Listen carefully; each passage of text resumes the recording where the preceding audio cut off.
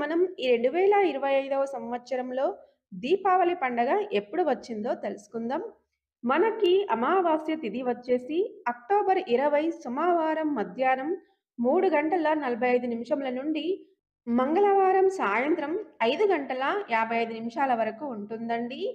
మనం దీపావళిని అక్టోబర్ 20 సోమవారం రోజు మాత్రమే జరుపుకోవాలని పండితులు చెబుతున్నారు. ధనలక్ష్మి పూజను అక్టోబర్ 20 సోమవారం రోజున చేసుకోవాలండి. మనం ధనలక్ష్మి పూజను అమావాస్య తిథి సాయంత్రం సమయంలో ఉన్నప్పుడు మాత్రమే జరుపుకోవాలి.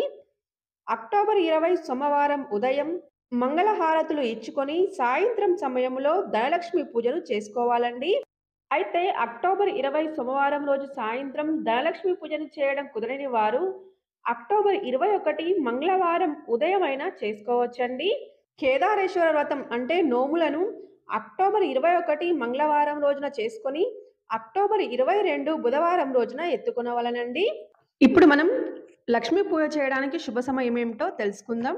ధనలక్ష్మి పూజను అక్టోబర్ 20 సోమవారం రోజు సాయంత్రం అంటే ప్రదోష కాలంలో 5 గంటల 46 నిమిషముల నుండి రాత్రి 8 గంటల 18 నిమిషాల లోపు చేసుకోవచ్చండి.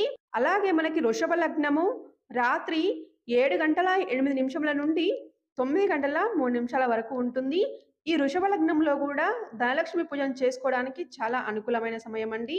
ఈ 2 సమయాలలో మీకు ఏ సమయంలో వీలైతే ఆ సమయంలో ధనలక్ష్మి అమ్మవారిని పూజించండి. ఈ సంవత్సరం స్వాతి నక్షత్రము దీపావళి రోజున కలిసి రాలేదు కాబట్టి కొత్త నోములు నోముకోవడానికి వీల్లేదండి. అలాగే పడిపోయిన నోములు కూడా ఈ సంవత్సరం మళ్ళీ మొదలు పెట్టడానికైతే వీల్లేదండి.